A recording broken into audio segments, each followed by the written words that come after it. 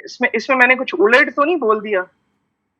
इसमें retrospective study होती है कि हम पीछे जाते हैं, फॉरवर्ड नहीं जाते, फॉरवर्ड कोहॉर्ट में होती है। हाँ, फॉरवर्ड कोहॉर्ट में होती है, सही, बिल्कुल, मैंने दोनों को मिक्स कर दिया।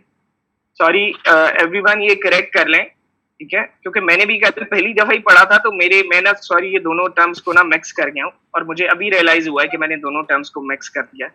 कि केस कंट्रोल में हम केसेस और कंट्रोल सेलेक्ट करके बैक इन टाइम जाते हैं, और कोहॉर्ट में हम फॉरवर्ड मूव करते हैं। हम आज सेलेक्ट करते हैं, आज स्ट्रेटास बना के, आज कोहॉर्ट्स बना के, और उन्हें फॉलो अप करते हैं इन टाइम। इस वजह से हमें इंसिडेंसेस पता लगते हैं। सॉरी, वो हम बैक इन टाइम जाके डाटा नहीं लेते, वो हम फॉलो अप करते हैं उनका।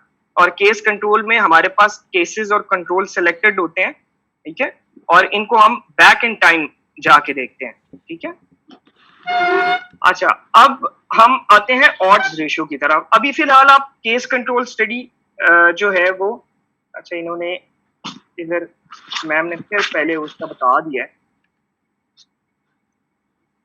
ऑड्स रेशियो होती क्या है, हम फिलहाल ये छोड़ देते हैं कि ऑड्स रेशियो केस कंट्रोल में कैसे कैलकुलेट करते हैं, ठीक है।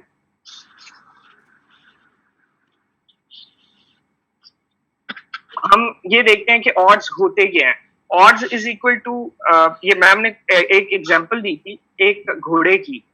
एक घोड़ा है, उसका नाम एपी है, जिसमें 60% प्रोबेबिलिटी है विनिंग की। तो 60% अगर विनिंग है की प्रोबेबिलिटी, अगर उसको हम 100 से माइनस करें, दैट मींस 40% उसमें प्रोबेबिलिटी है लूजिंग की। यानी अगर हम 60 को पी कह दें तो 1 minus P is the losing probability, ठीक है। और ऑड्स क्या होते हैं? ऑड्स इज कि हमने दोनों का कंपैरिजन करना है, p divided by 1 minus p, कि कितने परसेंट चांसेस हैं एक चीज के अब ओवर एन अदर थिंग, ठीक है। तो ऑड्स रेशियो हमें एक असेसमेंट देती है in case control as well as in cohorts as well, ठीक है। अब इसको करने का तरीका क्या होता है? इधर आ जाएं आप स्लाइड नंबर 26 पे।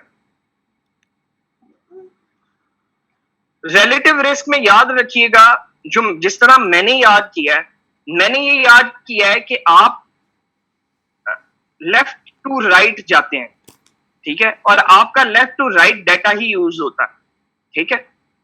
और इसमें जो हमारे पास ऑड्स रेशियो है, इसमें आप अप से डाउन जाते हैं, और अप से डाउन डाटा यूज होता है आपका, ठीक है। जैसे ए और सी, नीचे था ए प्लस सी, ये वो टोटल लोग हैं जो डिजीज्ड हैं, ठीक है। अगर हम ये देखना चाहें कि exposed out of all diseased कितने हैं, ठीक है, तो दैट मींस कि ए डिवाइडेड बाय ए प्लस सी हमें ये वो प्रोपोर्शन देता है, वो चीज बताता है कि आउट ऑफ ऑल डिजीज कितने परसेंट लोग थे, कितने प्रोपोर्शन था, कितना चंक था जो कि एक्सपोज था आउट ऑफ ऑल डिजीज। और बी प्लस डी ये हमें बताता है कि कितना चंक था आउट ऑफ ऑल अनएक्सपोज जो कि एक्सपोज हुआ था, ठीक है, जिसका एक्सपोजर था, ठीक है। तो एक तरफ हम डिजीज की बात कर रहे हैं और एक तरफ हम एक्सपोजर की बात कर रहे हैं, ठीक है। और डिजीज और एक्सपोजर से ही हम अपनी ऑड्स रेशियो बनाएंगे। कहाँ गई ये आज है?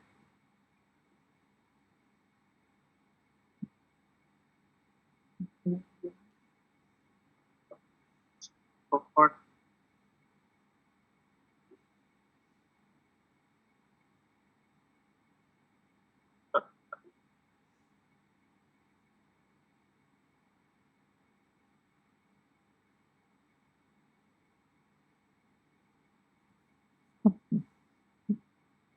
तो बेशक आपकी केस कंट्रोल स्टडीज है या आपकी जो है वो कोहॉर्ट स्टडी है, आपके पास ये वैल्यूज मौजूद होती हैं, a divided by a plus C, b divided by b plus d, ठीक है, प्रोपोर्शन ऑफ एक्सपोज। अब ऑड्स क्या था? मैंने आपको कहा था probability of one thing over another, ठीक है। ऑड्स की ये डेफिनेशन होती है, ठीक है। तो अब हमने ये देखना है, नीचे आ जाए आप स्लाइड नंबर 31 पे, ये ऊपर मैम ने वो उसी एग्जाम्पल को एक्सप्लेन किया हुआ है, हम डायरेक्ट उसके चंक मेन कॉन्सेप्ट पे चलते हैं, फिर हम एग्जाम्पल को दोबारा एक्सप्लेन कर देंगे। अच्छा, अब ये देखें कि क्या प्रोबेबिलिटी है आउट ऑफ ऑल डिजीज के एक्सपोजर कितना है, ठीक है। What is the probability that the disease will develop in an exposed person, ठीक है। ये बेसिकली आप, ये क्या हो गया, अच्छा ये कोहॉर्ट की बात करें तो कोहॉर्ट में ऑड्स रेशो कैसे फाइंड आउट करते हैं कि आपने मुझे सिर्फ एक सेकंड देते हैं।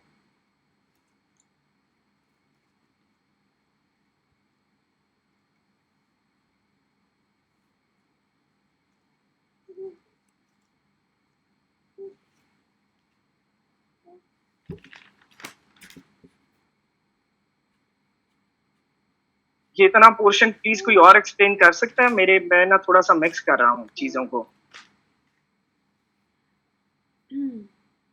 बेसिकली डॉक्टर अली मैम ने ये बताया था कि हम लोग जो है ऑड्स रेशो वैसे तो कैलकुलेट करते हैं केस कंट्रोल या क्रॉस सेक्शनल स्टडीज़ में से ऑड्स रेशो कैलकुलेट करते हैं, लेकिन कभी कभी कोहॉर्ट स्टडी से भी कैलकुलेट कर सकते हैं।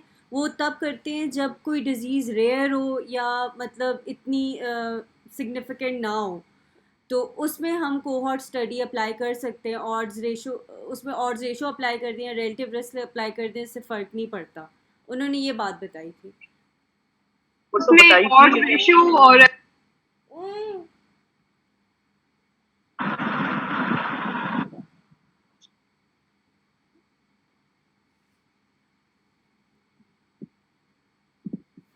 बिल्कुल ठीक है। अब आपको बताता हूं कि आपने ना बेसिकली ऑड क्या होता है कि you are comparing one with one,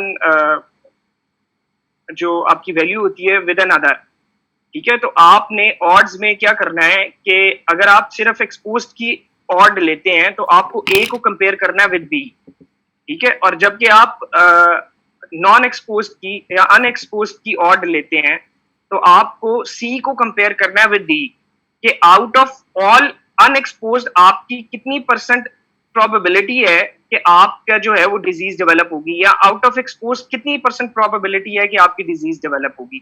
तो आप बेसिकली इसका ऑड ले लेते हैं, आप चांसेस लेते हैं, और इन्हीं को जब आप डिवाइड करते हैं, ए मतलब odds that exposed person develops a disease divided by odds that non-exposed person develops a disease, slide number 35 पे।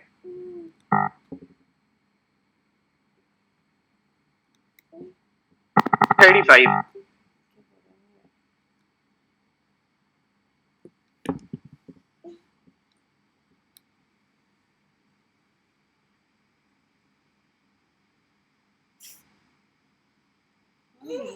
A divided by B divided by C divided by D, तो ये बन जाता है AD over BC, ठीक है। This is the method for calculating. हम a divided by क्यों ले रहे हैं वैसे? A divided by B because हम रेशो ले रहे हैं ना, हम रेशो ले रहे हैं, we are comparing odds among the two groups of exposed, कि जिनमें डिजीज हुई और जिनमें नहीं हुई एक्सपोजर लेवल के हिसाब से। और इसी तरह हम वो ले रहे हैं दो ग्रुप्स जिनमें नॉन एक्सपोज थे लेकिन डिजीज हुई और ना हुई, तो उनको हम आपस में ईच ग्रुप्स के अंदर से जो सब ग्रुप्स हैं उनको आपस में कंपेयर कर रहे हैं और उससे ऑड रेशियो फाइंड आउट कर रहे हैं,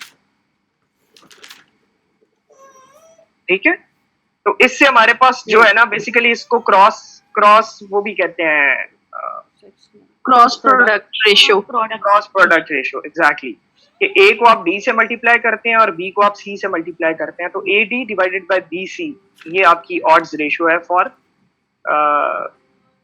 कोहॉर्ट। अब आ जाते हैं हम केस कंट्रोल स्टडीज की तरफ।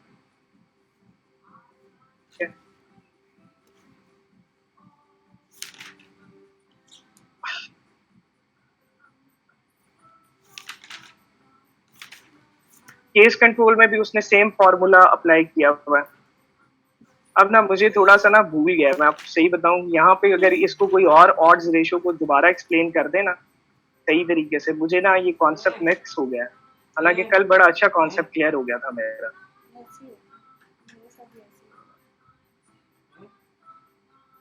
मेरे साथ भी ऐसी हो कॉन्सेप्ट बना के कॉन्सेप्ट भूल जाता है। Hello,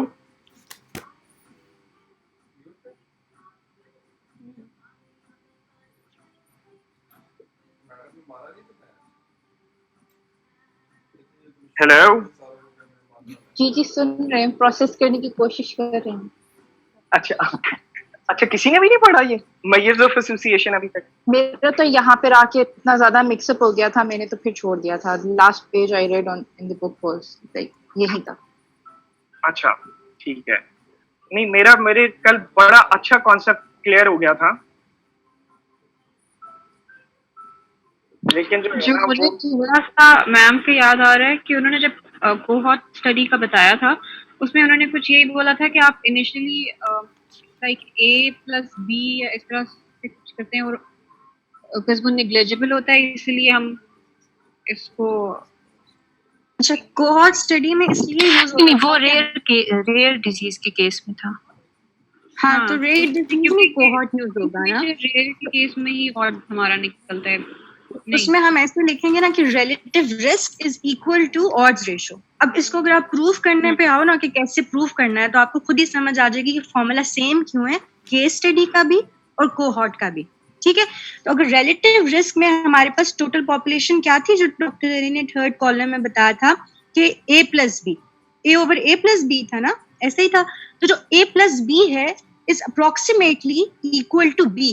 Y? बिकॉज जो A डिजीज पोर्शन है सो रेयर कि हम उसको मतलब निग्लेक्ट कर देंगे। ठीक है, तो A+B is equals to B हो गया, तो ये वही फॉर्मूला हो गया A/B। ठीक है, इस तरह C/C+D में आपने C को निग्लेक्ट कर दिया, C/D कर दिया। इसको जब आप क्रॉस मल्टीप्लाई करेंगे, रेसिप्रोकल मल्टीप्लिकेशन करेंगे, तो जो आपका फॉर्मूला आएगा वो होगा AD/BC, which is the same for the case control. ठीक है, तो हमारा ऑड्स रेशो का जो फॉर्मूला है वो AD/BC होगा इन बोथ केसेस। हमने यही अप्लाई करके जो है वो अपना ऑड्स रेशो निकालना है। बिल्कुल, मुझे भी क्लियर हो गया है ये बात कि जैसे मैंने आपको पहले समझाई थी कि हमने हमेशा जब भी कोहॉर्ट की बात करनी है तो हमने लेफ्ट टू राइट जाना है। ठीक है, तो हमने इसी तरह हमने जब रिलेटिव रिस्क फाइंड आउट किया था तो हम A डिवाइडेड बाय A+B और डिवाइडेड बाय C/C+D हमने किया था, फिर हमने रिलेटिव रिस्क निकाला। वहां तक तो सारों को क्लियर हो गया था। जब हम आए थे ऑड्स रेशो पे, तो ऑड्स रेशो में बेसिकली हमने हर कंपोनेंट का आपस में ऑड देखना होता है, हर चारों प्रोबेबिलिटीज को आपस में कंपेयर करना होता है कि किसकी प्रोबेबिलिटी सबसे ज्यादा है, क्योंकि हमारे पास 4 खाने बनते हैं, हर खाने की अकरेंस की एक प्रोबेबिलिटी है, तो हमने ये देखना होता है कि किस की प्रोबेबिलिटी ज्यादा है। जो बेसिक डिफरेंस है, ऑल्दो हमारे पास प्रोडक्ट सेम आएगा बिटवीन कोहॉर्ट और केस कंट्रोल के, हमने के जो कोहॉर्ट थी उसमें A/B डिवाइडेड बाय C/D लिया था। ठीक है, और इसका क्रॉस प्रोडक्ट जब हमने निकाला था तो वो AD डिवाइडेड बाय BC निकला था। ठीक है, हम गए लेफ्ट टू राइट ही थे। मैं फिर बता रहा हूं कि A/B डिवाइडेड बाय C/D गए हम लेफ्ट टू राइट थे उसमें कोहॉर्ट में। का एक क्वेश्चन है जी प्लीज। क्वेश्चन ये है कि अगर वो प्रूव होने के लिए आता है कि odd ratio equals to relative risk, तो हमने इन दोनों स्टडीज को साइमल्टेनियसली सॉल्व करके बताना है दैट AD/BC दोनों में सेम है, या किस तरह करना है? मुझे आपका क्वेश्चन समझ नहीं आया, आप दोबारा से बताएं। देखिए, मैम ने कहा था कि odd ratio is equals to relative risk in rare case, rare diseases में ये दोनों इक्वल होते हैं। जी बिल्कुल बिल्कुल, मैम ने इसको प्रूफ करवाया था। अब प्रूफ करने के लिए कोहॉर्ट स्टडीज में हमने ये प्रूफ करना शुरू किया था, जिसमें से किरण ने बताया कि हम ये अज्यूम करते हैं they are very rare, so we assume them. कर ले। आप ये कंसिडर करें कि जब रेयर केसेस होते हैं ना, रेयर केसेस में जो ए और सी होते हैं ना वो बहुत नेग्लिजिबल होते हैं। ठीक है, आई गॉट दैट पॉइंट। अब अगर ठीक हमने है। प्रूफ करना है तो हमने कोहार्ट को और केस को साइमल्टेनियसली साथ सामने साथ रख के प्रूफ करना है। मेरे नहीं ख्याल से मैम दोनों स्टडीज का क्वेश्चन पूछेंगी, एक क्वेश्चन में तो एक स्टडी को पूछेंगे। ठीक है, सिर्फ इसका बिकॉज देखिए आप अगर केस कंट्रोल पढ़ेंगे ऑड्स में तो आपको फॉर्मूला ड्राइव हो जाएगा AD/B। हाँ, बस आपका कॉन्सेप्ट ये क्लियर होना चाहिए, आपका कॉन्सेप्ट ये क्लियर होना चाहिए। बेसिक जो मेरा कॉन्सेप्ट बना था, जो मुझे अब मतलब मैं बेसिकली जब तक एक दफा पढ़ के लिख नहीं ना लेता तो मुझे चीजें याद नहीं रहती। मतलब सम टाइम मैं मिक्स कर रहा था, तो क्योंकि मैंने कल ये समझ लिया था, मुझे लिखने का टाइम नहीं मिला। आप जब लेफ्ट टू राइट जा रहे होते हैं ना, ठीक है, तो आप ये देख रहे होते हैं कि आपकी डिजीज की डेवलपमेंट कैसी है। ठीक है, आपकी डिजीज की development with respect to exposure वो कैसी है। ठीक है, तो आपने ये देखा कि डिजीज ए जो है वो डेवलप हुई आउट ऑफ टोटल एक्सपोज्ड और डिजीज सी डेवलप हुई आउट ऑफ टोटल अनएक्सपोज। इसी तरह आपने ऑड्स रेशियो में ये देखा कि ए डिजीज को आपने कंपेयर किया इन exposed group with exposed who are not disease, क्योंकि हम डिजीज को ही लेके चल रहे हैं। तो जब भी रिलेटिव रिस्क की कोहॉर्ट की बात आएगी तो आपने डिजीज को याद रखना है। ठीक है, कि डिजीज को हम मेन क्राइटेरिया बना रहे हैं, कि डिजीज की बात कर रहे हैं इन एवरी एस्पेक्ट। इसी तरह जब हम disease in C comparative to non disease in C D, तो इन्हीं की हम रेशियो लेते हैं तो हमारे पास ऑड्स रेशियो आ जाती है। जबकि हम शिफ्ट होते हैं केस कंट्रोल पे तो हम अप एंड डाउन आते हैं। अप एंड डाउन में हम एक्सपोजर के साथ खेल रहे होते हैं। ठीक है, क्योंकि हमारे पास हम एक्सपोज नॉन एक्सपोज को कंपैरिजन में ला रहे होते हैं। तो जब हम अप एंड डाउन में आते हैं तो हम ए रेशो सी लेते हैं divided by B ratio D लेते हैं। तो बेसिकली तो हम एक्सपोजर का कंपैरिजन कर रहे हैं, उसमें हम डेवलपमेंट ऑफ डिजीज का कंपैरिजन कर रहे थे। ये दो चीज, ये बेसिकली कोर कॉन्सेप्ट है इन दो स्टडीज का, कि उसमें डेवलपमेंट ऑफ डिजीज और इसमें डेवलपमेंट मतलब कंपैरिजन ऑफ एक्सपोजर। ठीक है, उसमें हम डिजीज की डेवलपमेंट से एक्सपोजर का रिलेशन प्रूव कर रहे थे कि डिजीज हुई, इंसिडेंस हुआ, तो हमारे पास प्रूव आया कि हमारा हाइपोथेसिस ठीक है। ठीक है, ये बेसिकली कोर कॉन्सेप्ट है। और इसमें हम क्या कर रहे हैं कि इसमें हम ये प्रूव कर रहे हैं कि एक्सपोजर है कि नहीं है। एक्सपोजर की बेसिस पे हम अपना हाइपोथेसिस प्रूव कर रहे हैं, क्योंकि हमारे पास डिजीज जी That is very important. Risk अच्छा फैक्टर को concept स्टडी कर रहे हैं यहाँ पे। Well done, Dr. Ali. कि क्या ये चीज एज अ रिस्क फैक्टर सर्व कर रही है for this disease. I think यही हम देखना चाह रहे हैं इसके अंदर, इसीलिए हम एक्सपोजर एंड नॉन एक्सपोजर को देखते हैं। आप ना Because दो चीजें मिक्स, मैंने आपको वापस लेके चलता हूँ अपनी बात पे। मैं आपको ये कह रहा हूँ कोहॉर्ट में डिजीज होगी, इंसिडेंस होगा, then you will prove your hypothesis by calculating either odds ratio or relative risk. ठीक है, बट आपकी केस कंट्रोल में there is no incidence, so you cannot calculate relative risk and you cannot prove your hypothesis. ठीक है, क्योंकि आपके पास cases हैं, controls हैं, नई डिजीज हो नहीं रही, नए केसेस हो नहीं रहे, और आप जो है डाउन इन टाइम जा रहे हैं। ठीक है, इसमें आप क्या करते हैं, इसमें आपने एक्सपोजर लेवल्स का कंपैरिजन करते हैं केसेस में और कंट्रोल्स में, और उससे डिसाइड करते हैं कि रिस्क फैक्टर आपका जो हाइपोथेसिस था वो प्रूव है कि नहीं है, वो उसकी को वैल्यू है कि नहीं है। ठीक है, तो जहां पे बात आएगी कोहॉर्ट की, वहां पे बात आएगी डिजीज की, वहां पे बात आएगी इंसिडेंसेस की, वहां पे बात आ जाएगी रिलेटिव रिस्क और उसके अकॉर्डिंगली ऑड्स रेशियो की। लेकिन जहां पे बात आएगी केस कंट्रोल की, there is no disease, no incidence, no relative risk, only odds ratio, क्योंकि डिजीज तो है ना, लोग आपके पास केसेस तो हैं आपके पास, आप सिर्फ उनके रिस्क को कंपेयर कर लेते हैं, यानी जो एक्सपोज के रिस्क को विद नॉन एक्सपोज के रिस्क के साथ कंपेयर करते हैं। तो आप ऊपर नीचे कॉलम्स को कंपेयर करते हैं, राइट लेफ्ट कॉलम को कंपेयर नहीं करते। This was the core concept जो कल मैंने ज़हन में बनाया था और मेरे ज़हन में आज रात तक मिक्स हो गया। इससे ये चीज आप जहन में रखें। अगर किसी को ये कॉन्सेप्ट क्लियर नहीं है तो अगर सिर्फ ये चीज समझ लें तो आपको ये सारी चीज समझ आ जाएगी। अगर किसी को समझ नहीं है मैं दोबारा बता देता हूँ। समझ आ गई है।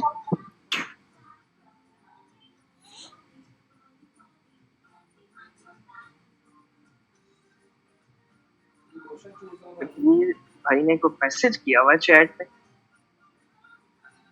सर मैंने ये जरा अप्रिशिएटिव मैसेज किया था कि ये जो आपने अभी जो बताया ना, that is the main difference between you know odds जो हम उसकी जो एस्टिमेशन ऑफ रिस्क करते हैं between cohort and case control. तो ये बेसिकली है कि यहाँ हम थोड़ा सा जो डिफरेंस है ना वो ये कि हमारा फुटस्टेप यहाँ पे रिस्क है और वहाँ पे हमारा फुटस्टेप कोहॉर्ट में डिजीज है। तो आई थिंक ये जो ना बड़ा क्लियर हो गया।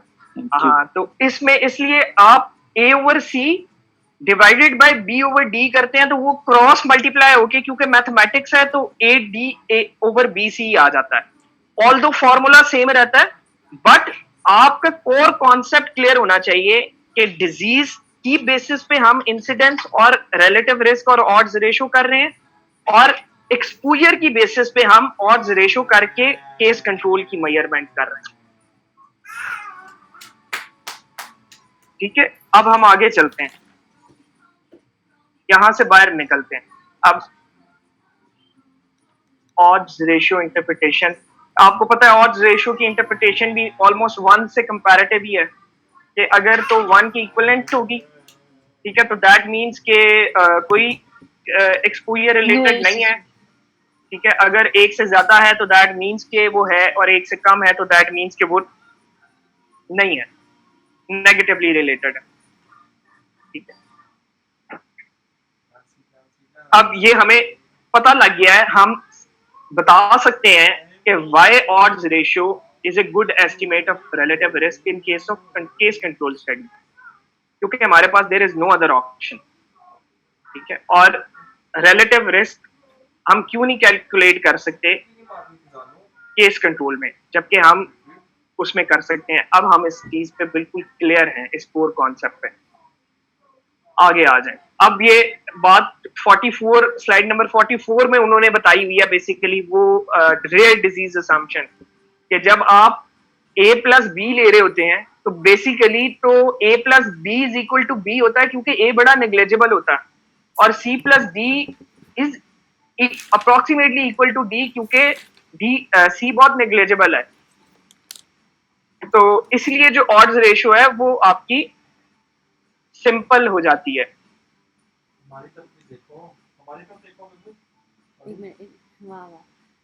अच्छा डॉक्टर अली, यानी कि यहाँ पे जो ऑड्स रेशियो हम कोहॉर्ट में और केस कंट्रोल में कर रहे हैं, इनके फॉर्मूला तो सेम आ गए ना फिर?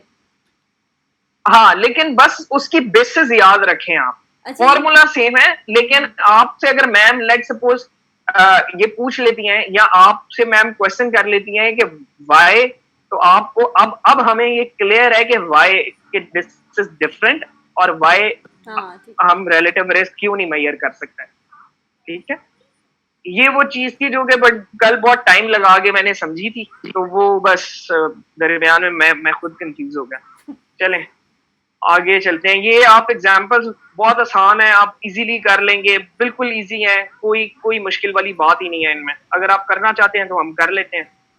जो मैथ हेलो,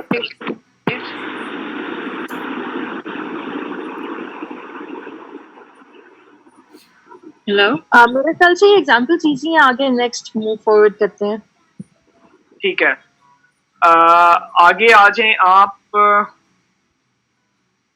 ये भी एग्जांपल आसान है जो 50 वाली है जो मैम ने 49 से शुरू हुई है, फिर 50 में उसका टेबल बनाया है, फिर उसके बाद उसकी हमने सारी कैलकुलेशन की है। उसके बाद ये CHD वाली भी आसान है, ऑड रेशो अगर कैलकुलेट करने के लिए आती है तो आपने क्रॉस मल्टीप्लिकेशन कर देनी है आंखें बंद करके। अच्छा जी, अब ये आते हैं कॉन्कॉर्डेंट पेयर और डिस्कॉर्डेंट पेयर्स। ये बड़ी एक इंपॉर्टेंट कॉन्सेप्ट है जो मैम ने एंड पे पढ़ा दिया। ठीक है, बेसिकली जब हम केस कंट्रोल स्टडीज डिजाइन कर रहे होते हैं ना, और हमने सिलेक्शन ऑफ केसेस और सिलेक्शन ऑफ कंट्रोल्स करना होता है, तो ये हमें बहुत केयर, इसका एक प्रॉपर प्रोसीजर है। पहले तो इट्स नॉट दैट सिंपल कि जो डिजीज है उसे घुसा लो, जो डिजीज नहीं है उसे ना घुसाओ। No, this is not it how it is done. For example, अगर आप सीए जो है वो सीए ओवेरियन सीए कर रहे हैं, तो उसमें आप मेल पॉपुलेशन को नहीं ले सकते। ठीक है, तो इसीलिए जो केसेस आपने सिलेक्ट करने हैं और जो कंट्रोल सिलेक्ट करने हैं, उनकी सिलेक्शन का कोई ना कोई एक बेसलाइन आपने फॉर्मेट बनाना है। ठीक है, कोई एजेंडा बनाना है कि आपने किस एजेंडे के तहत केसेस और कंट्रोल्स जो हैं वो आपने सिलेक्ट करने हैं। ठीक है, तो उसमें आपको यानी कि एज, सेक्स, रेस डिफरेंस आ सकते हैं। ठीक है, अब आ जाए केस कंट्रोल कॉम्बिनेशंस कौन कौन से हो सकते हैं। ठीक है, अब आप आ जाए, 4 पेयर्स बनते हैं बेसिकली हमारे पास, जिसमें से 2 कॉन्कॉर्डेंट पेयर्स होते हैं और 2 डिस्कॉर्डेंट पेयर्स होते हैं। अब कॉन्कॉर्डेंट और डिस्कॉर्डेंट पेयर्स क्या होते हैं, ये बड़ी आसान चीज है, बस मैम ने इसको मुश्किल कर दिया। आप आ जाएं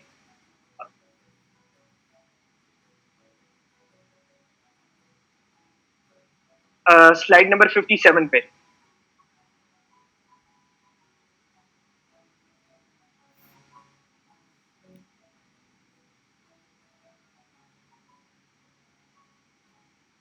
ठीक है, अब ये देखें कि हमारे पास जो ए पेयर्स हैं, ठीक है, in which both the cases and the control were exposed. ठीक है, अगर हम इसको अपनी पॉपुलेशन को अकॉर्डिंग टू एक्सपोजर कैटेगराइज करें तो हमारे पास 4 बनते हैं ग्रुप्स। ठीक है, 4 पेयर्स बन सकते हैं। एक पेयर वो बनेगा, ठीक है, ए पेयर उसे हम कहेंगे जिसमें केसेस और कंट्रोल दोनों एक्सपोज्ड हैं। ठीक है, बी वो पेयर बनेगा जिसमें केसेस तो एक्सपोज्ड हैं, ठीक है, लेकिन कंट्रोल्स एक्सपोज्ड नहीं है। सी वो पेयर बनेगा जिसमें केसेस एक्सपोज्ड नहीं है, कंट्रोल्स एक्सपोज्ड हैं। और डी वो पेयर बनेगा जिसमें केसेस और कंट्रोल दोनों एक्सपोज्ड नहीं है। ठीक है, तो बेसिकली आप पेयर्स ऑफ सब्जेक्ट्स को रिप्रेजेंट कर रहे होते हैं, इंडिविजुअल सब्जेक्ट की बात नहीं कर रहे होते। ठीक है, ये this is a specialized form of 2x2 pair. ठीक है, इसको केस कंट्रोल पेयर कहते हैं हम। अब इसकी एग्जांपल, एक सेकंड,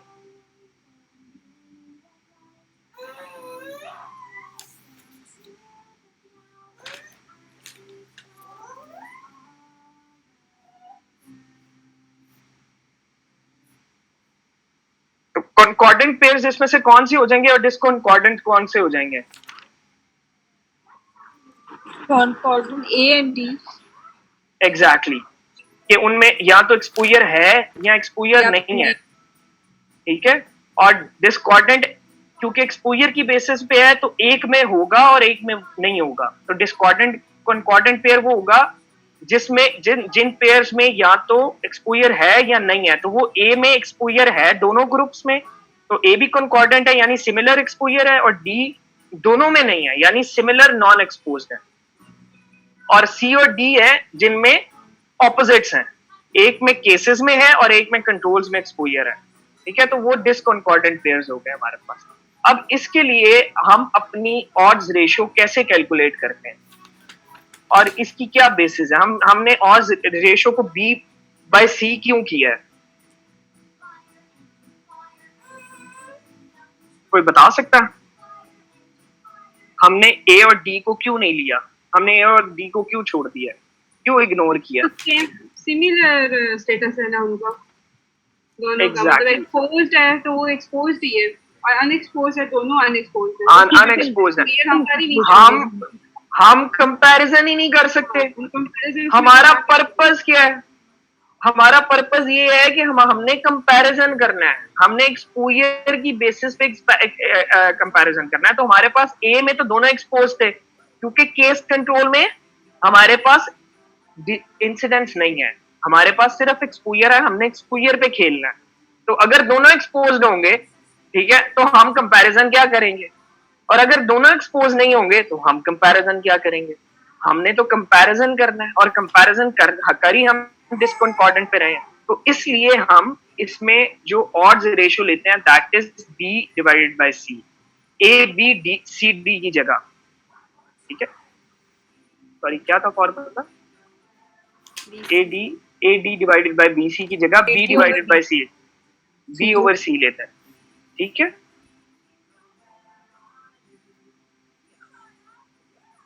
तो इसमें किसी को अब कोई प्रॉब्लम? तो इसमें just wanted to add one thing, जो मैंने इस पेयर से कॉन्सेप्ट लिया था, डॉक्टर ली आपकी इजाजत से अगर मैं बताना चाहूँ। प्लीज प्लीज प्लीज प्लीज यार मेरी क्या इजाजत है भाई? नहीं, हमने जो 2x2 टेबल जितने भी बनाए हैं, कोहॉर्ट स्टडी है या केस कंट्रोल है, उसमें हमने डिजीज को ऊपर लिया हुआ है या केस कंट्रोल को ऊपर लिया हुआ है। कोहॉर्ट में हम डिजीज और नॉन डिजीज को ऊपर लेते हैं, और यहाँ पे हम जो केस और कंट्रोल में है केसेस और कंट्रोल को, यहाँ हमने लेफ्ट साइड पे केसेस को लेना है, जो आपका लेफ्ट वाला जो 2 रोज बनती उनको हमने केसेस के तौर पे लेना है, और जो उसका ऊपर वाला पार्ट है उसको हमने कंट्रोल्स पे लेना है, और दोनों को डिफरेंशिएट करना है। यानी कि कंट्रोल ग्रुप जो है वो उसमें एक्सपोजर और नॉन एक्सपोजर, और केसेस में एक्सपोजर नॉन एक्सपोजर। तो जब आप ये बनाएंगे और आपके पास पीछे डाटा होगा, सो ऑटोमेटिकली जो कॉन्कॉर्डेंट और डिसकॉन्कॉर्डेंट जो केसेस पेयर्स है ना, वो ऑटोमेटिकली आप उसमें से सिलेक्ट कर लेंगे। ये I was about to tell. अच्छा, ठीक बता रहे हैं आप। ये जो मैं एग्जांपल, अगर आप प्लीज 7 एग्जांपल भी एक्सप्लेन कर देंगे ना तो अच्छा होगा। ये स्लाइड नंबर 63 पे एग्जांपल है, ये टेबल बना हुआ है। मैं तो इतना कितना पता था यार ना करें, ये वही चीज है जो आप बता रहे हैं, ठीक है, कि एक तरफ केसेस हैं, एक तरफ कंट्रोल्स हैं। This is a special form of case control 2x2 table, ठीक है। केसेस का एक्सपोजर नॉन एक्सपोजर, कंट्रोल का एक्सपोजर नॉन एक्सपोजर। यहाँ पे हम डिजीज की बात कर ही नहीं रहे, यहाँ पे हम सिर्फ एक्सपोजर की बात करें। This is the core concept जो कि हम शुरू से डेवलप कर रहे हैं केस कंट्रोल में, और इसी की बेसिस पे हमने इसको डिफरेंशिएट किया कोहॉर्ट पे, कि एक्सपोजर ए बन जाएगा, एक्सपोजर नॉन एक्सपोजर बी बन जाएगा, नॉन एक्सपोजर सी बन जाएगा, और नॉन एक्सपोजर डी बन जाएगा। तो ए और डी हमारे लिए इनसिग्निफिकेंट है, because we can not compare. तो हमारे पास एक्सपोजर का डिफरेंस ही नहीं आ रहा। हमने यही तो केस कंट्रोल में मेजर करना होता है कि एक्सपोजर का डिफरेंस क्या है, उसी की बेसिस पे हमने ऑड्स रेशियो कैलकुलेट करें। अगर एक्सपोजर का डिफरेंस नहीं होगा तो हम ऑड्स रेशियो कैलकुलेट कैसे करेंगे? तो जब हम इसमें करते हैं तो इसमें हम सिंपली बी डिवाइडेड बाय सी लेते हैं, कि जो एक्सपोज्ड में और जो नॉन एक्सपोज में, क्योंकि केसेस डिवाइडेड बाय कंट्रोल्स ही आ रहा है ना, यानी non exposed cases divided by exposed controls. Sorry. अच्छा, वैसे हम इसको अगर दूसरे टेबल की फॉर्म में भी करें फिर भी आंसर करेक्ट आता है। 4 divided by 1। Sir 4 divided by, इसका मतलब है कि एक्सपोज्ड जो है ना वो केसेस हैं, बट नॉन एक्सपोज्ड कंट्रोल्स है ना, ये दोनों का मिक्सचर है बेसिकली। जी बिल्कुल ऐसे पेयर है बिल्कुल। और doctor Ali, sorry to interrupt, वैसे अगर हम इसको अपने दूसरे फॉर्म ऑफ टेबल में बनाए ना, जैसे मैम ऊपर केस और कंट्रोल लिखती हैं, तो फिर भी हमारे आंसर करेक्ट आते हैं। इट्स नॉट रिक्वायर्ड कि हम इस टेबल को ऐसे ही बनाएं। मैंने वैसे एग्जांपल्स करके देखी हैं, तो मैंने टेबल दूसरी तरह ही बना। अच्छा, वो शेयर करें प्लीज। वो असल ना में ये फिर math- वो कंफ्यूजन हो जाती है, मुझे तो कंफ्यूजन हो जाती है। मुझे तो ये टेबल बड़ा आसान लगा था कि आप ऐसे बना लें। क्योंकि इससे थोड़ी क्योंकि वो पीछे से एक ही टेबल चल रहा था ना, तो अगर उसको हम रिमेम्बर करते हैं तो वो फिर मतलब आसानी हो जाती है। फिर यहाँ पे आके टेबल हमें मैच में चेंज करना पड़ता है, तो कभी कभी एग्जाम्पल्स में याद भी नहीं रहता हमें पेपर करते हुए ना। अच्छा वैसे डॉक्टर लेकिन अगर वो तो उसी तरह अगर अगर मैं- टेबल बनाए जिसमें पीछे से बना रहे हैं वो तो अनमैच वाला बन जाता है। एग्जैक्टली वो अनमैच्ड है ना, ये आपको मैच्ड अगर पूछेंगे तो यही बनाना पड़ेगा। लेकिन अगला जो इसका कॉन्सेप्ट है जो मैम ने उस दिन एग्जांपल भी करवाई थी कि मैच से अनमैच में कैसे जाएंगे, तो दैट इज वेरी ट्रिकी। वो भी मेरा ख्याल है कि किताब में तो दिया हुआ है बुक में, लेकिन ये चीज मैंने नहीं पढ़ी, ये चीज मैंने नहीं अच्छा। पढ़ी। हाँ यहाँ ये से चीज आपने सॉरी, अनमैच में जाना है तो देयर इज यू नो वो उसका तरीकाकार है कि जी आपने इनके टोटल्स कर लेने हैं। जैसे फॉर एग्जांपल 2 और 4 को टोटल करें तो उसकी मैं रो की बात कर रहा हूँ तो 6 है, और 1 और 3 को करें तो 4 है, और इस तरह वर्टिकली भी आप कर लें तो फिर 2 2 आप 1 एग्जैक्टली 2 और 1 करें 3 है, 4 + 3 7। 7, तो फिर आपने इनको जो है वो अनपेयर्ड में लेकर आपने इधर से अनपेयर्ड में जा सकते हैं। और ये Exactly. कैसे जब जाएंगे? वो जो मतलब अगर इसी को अनपेड में कन्वर्ट करें तो वो कैसे बनेगा? ये जो एग्जांपल आपने दिखाई है ना, ये देखिए 9 और कहाँ गया ये? अच्छा मैंने रात को कुछ किया तो था, आई डोंट नो। हाँ तो समझ ही नहीं आती कहाँ मैं कर लेता हूँ चीजें।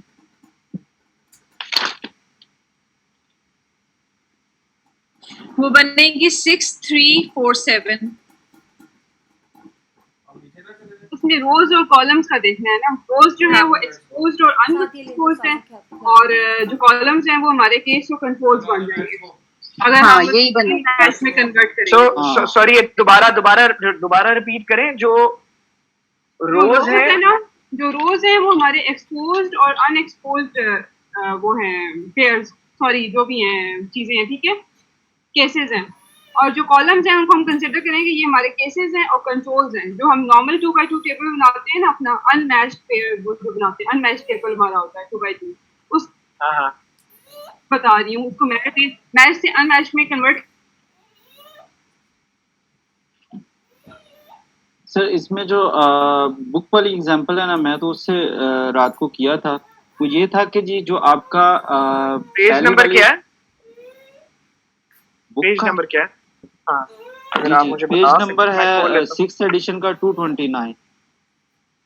229। तो वो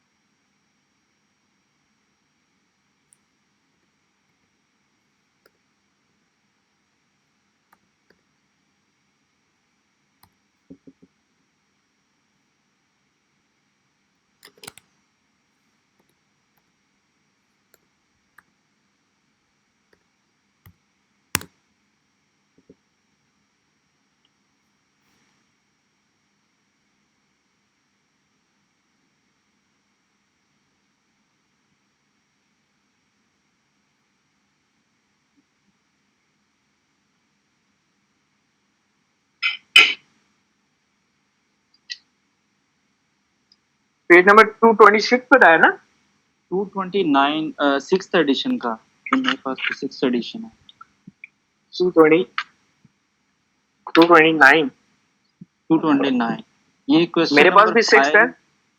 हाँ हाँ क्वेश्चन नंबर 5 ये एक्सरसाइज में। एक मिनट डॉक्टर अली, मुझे जरा अलाउ कर दें स्क्रीन शेयरिंग की, मैं शेयर कर देती हूँ। जी मैं करता हूँ।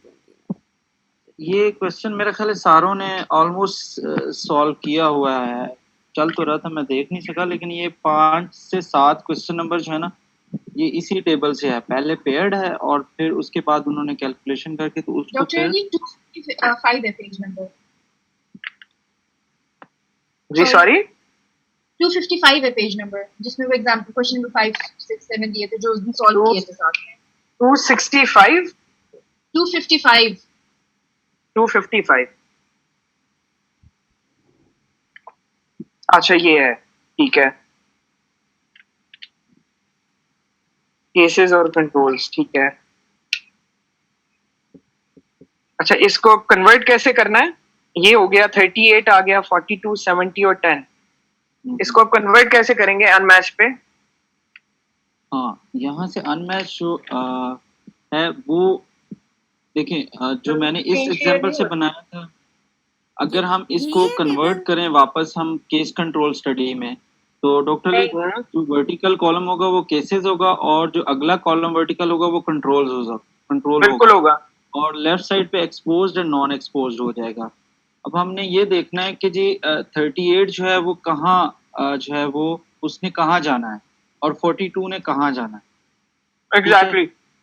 तो अब यहाँ पे जो है वो 38 जो है वो जहाँ पे अभी फिलहाल कॉन्कॉर्डेंट है जिसको ए कहते हैं, तो 38 ए में आया है और जो 42 है वो मेरा सी में आया है। और उसके बाद जो 10 है, पेज नंबर प्लीज बता दें, जी पेज नंबर बता दें मुझे। 255 अच्छा सिक्स्थ ये एडिशन।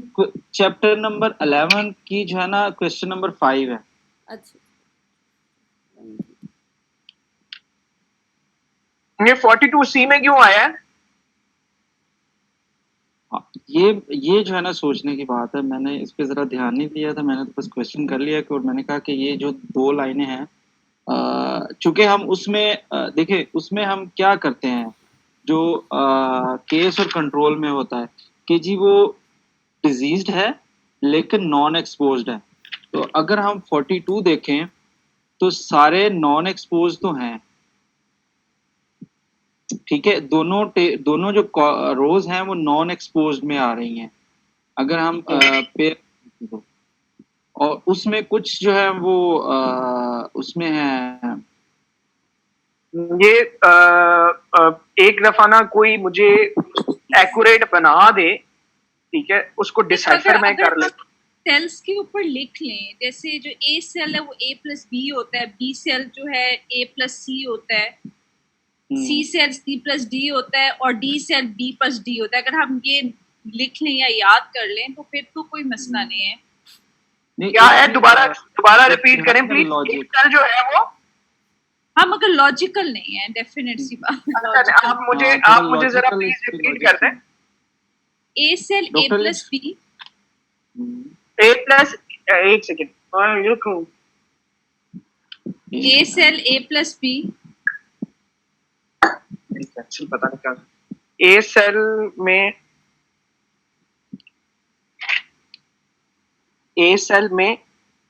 ए प्लस बी, ए प्लस बी आना है जी, ठीक है। बी सेल में ए प्लस सी, ए प्लस सी, ठीक है।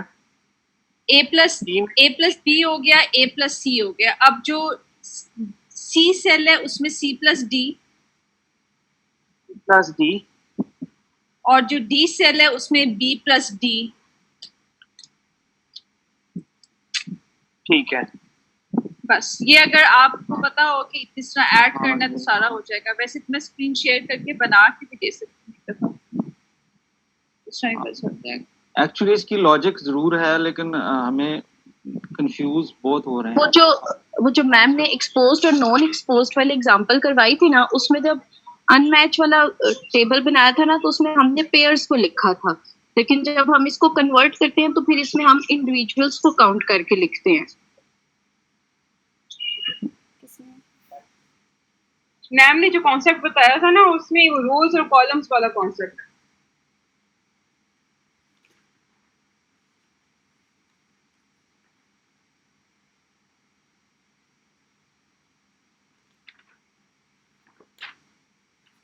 जी उससे भी हो जाएगा, रोज और कॉलम वाला जो है ना उससे भी हो जाएगा। हाँ उसमें अगर हम ऐड कर लें, अगर हम ऐड रोज दोनों ऐड कर लें और कॉलम्स भी ऐड कर लें।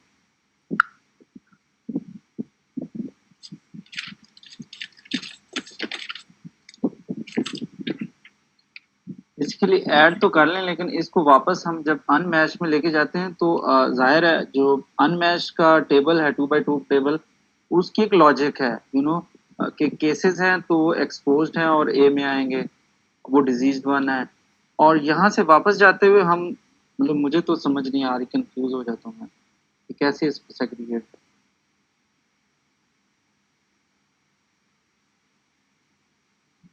अच्छा, ये जो क्वेश्चन 5 है इसके मैच्ड पेयर्स जो ऑड रेशियो है ये वैसे बी और सी निकालेंगे ना? हाँ, फॉर्मूला से। फिर ये मैम ने वैसे एक अजीब ही वैसे ना एंड पे कॉन्सेप्ट फेंका हुआ है, ये मेरी भी समझ में नहीं आ रहा, मैं भी घूम गया हूँ इस पे। मैम अगर इतना बड़ा क्वेश्चन देंगी ना तो वो 10-15 नंबर का हो सकता है, क्योंकि ये इतना बड़ा है कि पहले लेकिन इसको ये भी है, हो सकता है ये आए क्योंकि जिस तरह से मैम ने एग्री किया था कि नया टॉपिक मैं नहीं पढ़ाती, ये सॉल्व करवा देती हूँ। मैम न्यूमेरिकल 20 मार्क्स का देती हैं, प्रीवियसली तो 20 मार्क्स का ही देती हैं, अब पता नहीं। 20 मार्क्स तो बहुत ज्यादा। एग्जैक्टली। यानी स्टार्ट नहीं किया तो गए 20। अच्छा डॉक्टर अली, इसमें इम्पोर्टेंट ये है जो एंड पे इस क्वेश्चन, ये चैप्टर 11 का क्वेश्चन नंबर 7 भी है कि इसकी वो स्पेसिफिक, एक तो ऑड्स रेशियो है जो कि एडी ओवर बीसी, हम अनमैच करके इसको वापस अपनी फॉर्म में लेके आके तो एडी ओवर बीसी करके ऑड्स रेशियो तो निकाल सकते हैं, बट जो अगला कॉन्सेप्ट है वो ये कि वो किसी दो के दरमियान में, फॉर एग्जांपल वो कहती हैं कि जी नॉन स्मोकर कंट्रोल में क्या चांसेस हैं, जो आप कह रहे हैं कि जी उसकी एसोसिएशन कितनी है, क्या चांसेस है, कितना रिस्क है। मैं कहेंगे हमें फांसी दे दें। सीरियसली। तो यहाँ पे वो छोटा सा कॉन्सेप्ट 2-3 नंबर का वो जो है ना, जिस तरह इस क्वेश्चन में दिया है वो दे के मैं बता सकती हूँ।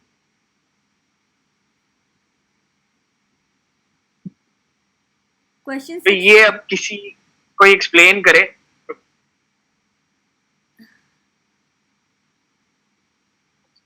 ये जो क्वेश्चन नंबर 7 है ना, इसमें जो अनमैच टेबल हमने बनाया उसमें केस और कंट्रोल को अलग करके लिखा है ना।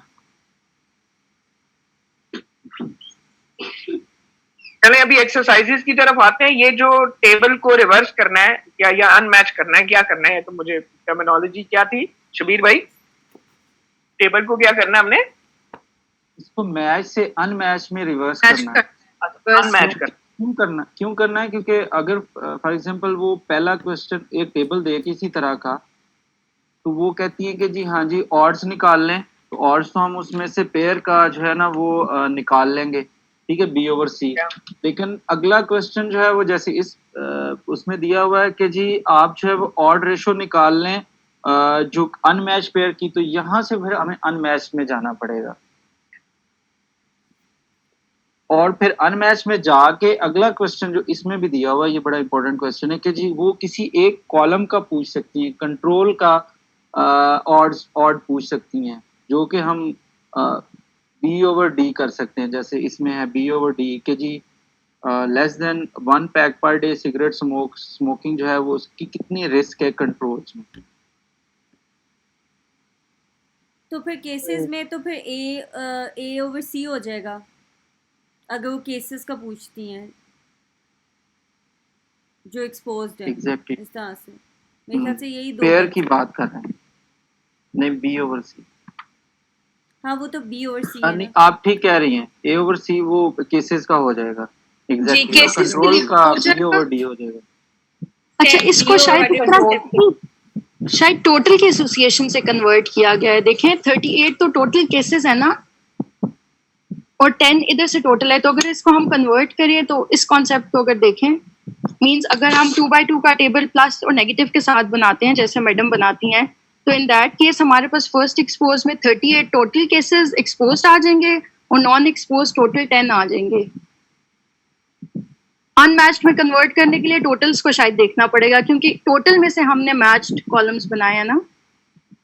बिल्कुल, वो टोटल तो समझ आ रही है, और हमने वो मतलब कॉन्सेप्ट भी ले लिया कि जी जैसे मरियम ने बताया कि हम इसको ए में क्या डालेंगे अगर हमने अनमैच में जाना है, बट वो 38 जो है वो हमें उस 38 की ए में जाने की समझ नहीं आ रही कि why it is going into A column या ए cell.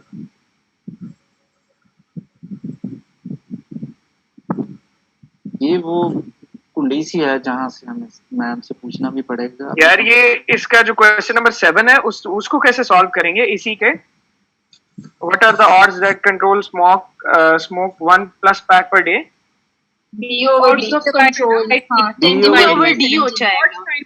10 divided by 70, 0.14. D over Yes. D D D over D।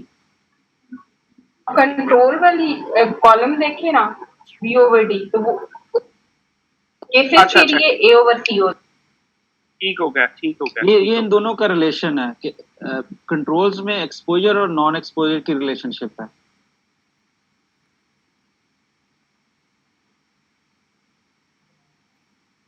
मुझे ऐसा लगता है मैडम ज्यादा इंसिडेंट्स और वो जो प्रेवलेंस है उसके न्यूमेरिकल्स में से देंगे कुछ। मुझे भी किसी यही ने ये लगता है। सारी एक्सरसाइज